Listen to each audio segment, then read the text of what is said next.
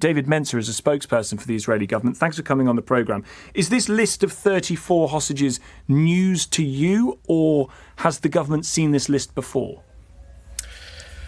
So the list of hostages that has been published in the media was not provided to Israel by Hamas.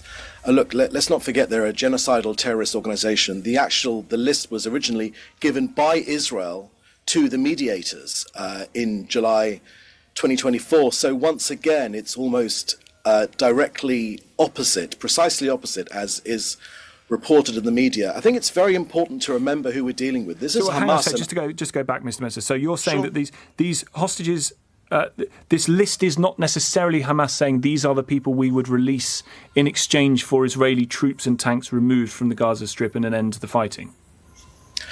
Look, Israel has not received this list. But more importantly, what we're looking for is not who's missing, who's been taken. We know who's been taken, for heaven's sake. We're looking for confirmation by Hamas regarding who is alive and who is dead and in what state of health they are. Why do we insist on that, Tom? I'll tell you why. It's so important to us that 459 days on now, we're dealing with a terrorist organization. We are focused on getting the living back first. We want the bodies too. Of course, yes. Their families want their bodies too, but we want the living first, and also a guarantee that they are alive now and will be kept alive until they are released. How important is it to Israel to get those people, those hostages, certainly the ones who are alive, back? How important is that? Tom, I don't know if you've been in Israel over the last year and a half. This is an open wound in Israeli society. This is on the front of all of our minds. It's the number one focus of the Israeli government. It's all we talk about here. We know all of their names. We see the pain of their families all the time. We read about what the other hostages that have already been released have been through in Hamas captivity, including being branded like cattle. We insist on knowing whether they're alive or not, because we know that at any moment they can be executed, as was the case when we were close to rescuing some of our people. They were executed mafia style, jihadi style, on their knees with their hands tied behind their back. This is a jihadi terror group, and they need to commit to this one thing right now, to tell us who is alive and who is dead and in what state of health they're in. The reason I ask is because there is a choice to be made here, certainly according to the terms of any potential ceasefire deal, which, as Hamas have made publicly pretty clear, if you want the hostages back, Israel needs to pull its forces out of Gaza. So which is of greater value? Forces in Gaza or getting those hostages back? Look, today in Israel, I can tell you that right now we have experts from the British government, hostage release experts from the British government, who are advising us, as well as hostage release experts from the US and from Canada and from Germany and from Austria. And we're holding these discussions with them. And they've come to Israel to support this mammoth task of getting our people home. I won't go through the details now. As prestigious as LBC is, I won't be negotiating on the air. But I can tell you that Israel is prepared to make painful compromises to get our people home. It's an open sore in society. It's an outrage to humanity that in this day and age, civilians are being held as hostages. They need to be set free right now. Israel will make painful compromises. I've already said that, and you can be sure that it's true. Does Israel want to stay in Gaza indefinitely? Tom, another question which I find bizarre. We already withdrew from Gaza in 2005. And the reason we did that was because we wanted Gazans to have a better future. Now, the future they chose was Hamas. They chose to turn it into a large terrorist camp.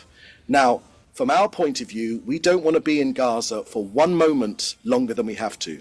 But at the same time, we have a duty to ensure that the October 7th outrage does not happen again. And Hamas say, to this day, right now, they will do it again if they get the chance. Yes. So that is the dilemma which we in Israel here face. You talk about the painful sacrifices that Israel is going to make as part of a deal to get hostages back. What chances would you give of the war ending, or at least a ceasefire agreement being made in the next 6 months as Donald Trump comes to power? Again, I'm not going to go down that road. I'm not going to negotiate in public, and I'm not going to give any projections for the future.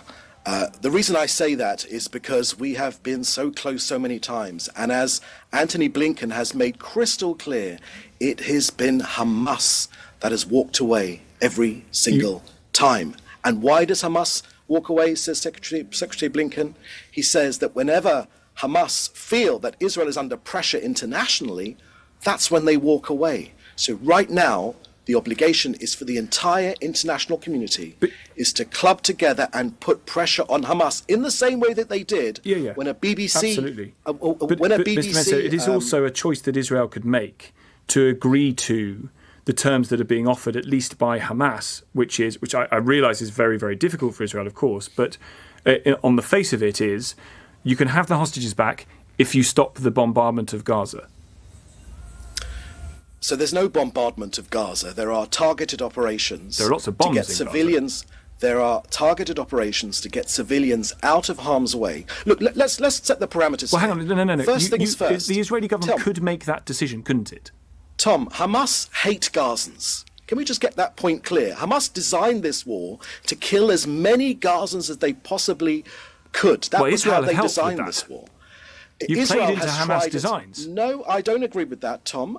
We've tried our hardest to get people out of harm's way. In fact, the experts on urban warfare all say the same thing, that no other country faced with this sort of difficulty has done so much to get people, ordinary Gazans, out of harm's way. I just bring you back finally, Mr. Mencer, to the choice that could have been made, however untenable and unlikely, that Israel could have made to say they will put in a ceasefire, as happened previously actually, that there would be a ceasefire in order to get, whether it's this 34 or a different number, back into Israel.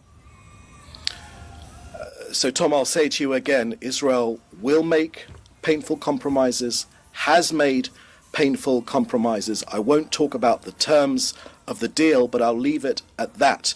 We will play our part, as we have from the very beginning, since October the 7th, 2023. We want to get our people home. They are front and they're first and foremost in our minds. They're being held in inhumane conditions, and the report which we just submitted to the United Nations makes that clear, that they're being held in unimaginable cruelty. And right now, it's the job of the international community to put pressure on Hamas and their influencers in Qatar, in Turkey, and in other countries as well, to get our people out so we can bring an end to this conflict. Of course, if our hostages were released now and Hamas laid down its arms, the war would be over in an instant. All right. Mr. Mencer, thank you for coming on. David Mencer, spokesperson for the Israeli government.